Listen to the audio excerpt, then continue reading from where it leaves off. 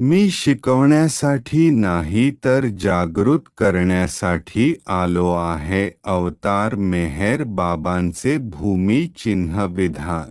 मेहर बाबांनी त्यांच्याकडे येणाऱ्या लोकांना सल्ला दिला की दुर्लक्ष करण्यापेक्षा जाणून घेणे चांगले, समजून घेण्यापेक्षा समजून घेणे चांगले, समजून घेण्यापेक्षा भावना करणे चांगले आणि बनणे हे भावनेपेक्षा चांगले. दुसऱ्या शब्दात, बाबा आपल्याला जाणून घ्यायचे, समजून घ्यायचे, अनुभवायचे आणि देव बनायचे आहे. चार्ट 8 वर बनवलेल्या या पुढील व्हिडिओमध्ये आपण प्रगत वैज्ञानिक पद्धतीने निर्मितीबद्दल जाणून घेण्याचा प्रयत्न करतो.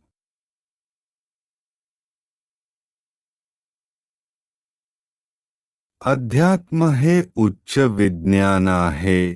जोपर्यंत प्रयोग केला जात नाही तोपर्यंत ही सत्ये जाणवू शकत नाही. देव या सृष्टीपासून कुठेतरी दूर आहे का? जर देव सृष्टीमध्ये सर्वत्र आहे तर आपण सर्वत्र देवत्वाची उपस्थिती का जाणवू शकत नाही? जर देव सर्वत्र आणि सर्वत्र आहे, तर तो आपल्यामध्येही आहे. तर आपण स्वतःमध्ये त्याची उपस्थिती का जाणवू शकत नाही किंवा देव आपल्याला वेळोवेळी मार्गदर्शन का करत नाही? आपल्याला माहित आहे की आपल्या आजूबाजूला असलेले अनेक देवसाक्षात्कारी लोक विचारले तर ते त्वरित ती अंतर्दृष्टी देऊ शकत नाही. वरील सर्व प्रश्नांची उत्तरे हा चार्ट 8 समजून उपलब्ध आहे. अवतार मेहर बाबांच्या मार्गदर्शनाखाली रयन्यू गेल यांनी हा चार्ट काढला आहे. बाबा रयन्यू गेल यांना वैयक्तिक प्रतिमांचे आकार, वापरायचे रंग याबद्दल मार्गदर्शन करत असत. बाबा त्यांना वारंवार दुरुस्त करत असत. कधी-कधी बाबा वैयक्तिकरित्या रंग मिसळत असत. जर रयन्यू गेलच्या रंग मिसळण्याने समाधानी नसत तर हा चार्ट मुलांना आणि निरक्षर व्यक्तींना समान रीतीने दैवी थीम स्पष्ट करतो. एका प्रतिमेत एकाच थीमचे वर्णन करण्यासाठी लाखो शब्दांपेक्षा जास्त शब्द आहेत. बाबांनी येथेही तेच केले. चारही बाजूंनी असे लिहिले आहे की देवाची सर्जनशील कल्पनाशक्ती स्वतःला थेट जाणून घेण्यासाठी अनंत जग म्हणून उदयास आली आहे. रंगीत जांभळ्या रंगाच्या या भागाला देवाची पलीकडची अवस्था असे नाव देण्यात आले आहे. ही अवस्था सर्वात मूळ देवाची अवस्था आहे, परंतु गाढ झोपेच्या अवस्थेत. गाढ झोपेच्या देवत्वाच्या अवस्थेचा अर्थ काय आहे? ही अवस्था कोणत्याही प्रकारे मानवी शोधाच्या पलीकडे आहे. प्रकट आणि अप्रकट ज्ञान, शक्ती आणि स्थूल विश्व, त्यात उपभोगलेला आनंद, विश्व प्रदर्शित करणारी शक्ती ही गाढ झोपेच्या अवस्थेत आहे. आतापर्यंत शोधलेल्या आणि वर्णन केलेल्या सर्व गोष्टी ज्यामध्ये समाविष्ट आहेत त्या खोल शून्यतेत त्या अवस्थेत आहे. ते वर्णन करण्यापलीकडे असलेले काळे धुके आहे. सोप्या शब्दांत सांगायचे तर ही अवस्था मेहर बाबांनी सांगितल्याप्रमाणे बाळाच्या गाढ झोपेच्या अवस्थेसारखीच आहे.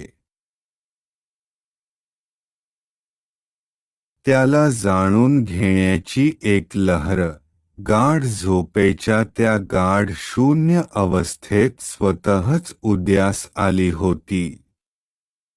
या लहरीने कोणत्याही सीमा नसताना मोठी खळबळ उडवून दिली आणि सृष्टीच्या प्रत्येक स्तरावर असंख्य पातळीवरील चेतनेसह अफाट ज्ञान, अफाट शक्ती आणि असंख्य भ्रामक स्थूल वस्तू व्यक्त करण्याच्या स्वप्नावस्थेत प्रवेश केला. लक्षात ठेवा की स्वप्नावस्थेची ही अवस्था संपूर्ण परात्पर परब्रह्माचा एक भाग आहे. स्वप्नावस्थेची ही अवस्था म्हणजे सृष्टीची पहिली लाट, लेहर म्हणजे मेहर बाबांनी स्पष्ट केल्याप्रमाणे लाट. त्या गाढ झोपेचा काही भाग स्वप्नावस्थेत प्रवेश केला आहे. स्वप्नावस्थेची ही अवस्था परब्रह्माची अवस्था म्हणून समजली जाऊ शकते जी मूळ देवत्वाची स्वप्नावस्था आहे. ही अवस्था देवत्वाची सर्वोच्च स्वप्नावस्था आहे.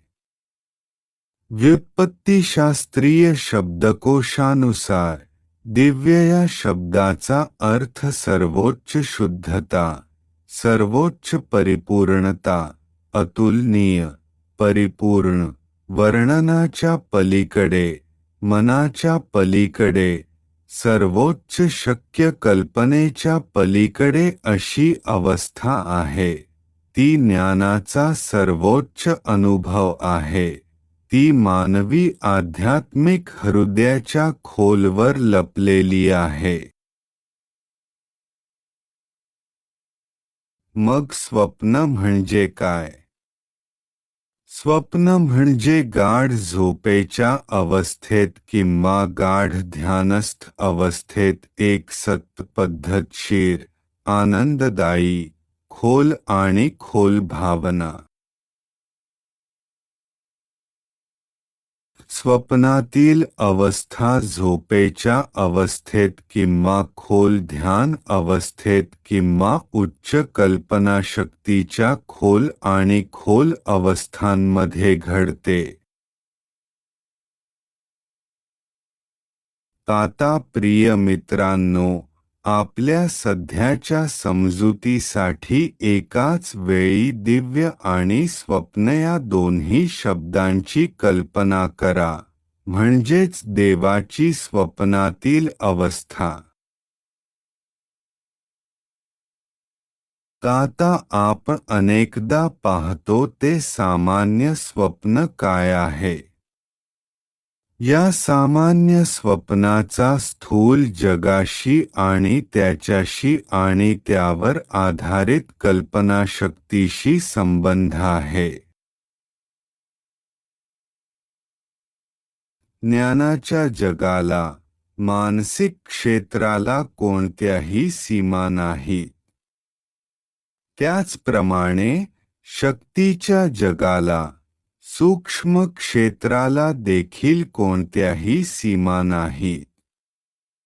ज्ञानाचे क्षेत्र आणि शक्ती ऊर्जेचे क्षेत्र दोन्ही निराकार आहेत. ही अमर्याद निराकार अवस्था म्हणजे परब्रह्माची अवस्था. ती घट्ट कप्प्यांमध्ये विभागलेली नाही, तर क्षणभंगुर आहे, संक्रमणाच्या चालू प्रक्रियेच्या स्थितीत.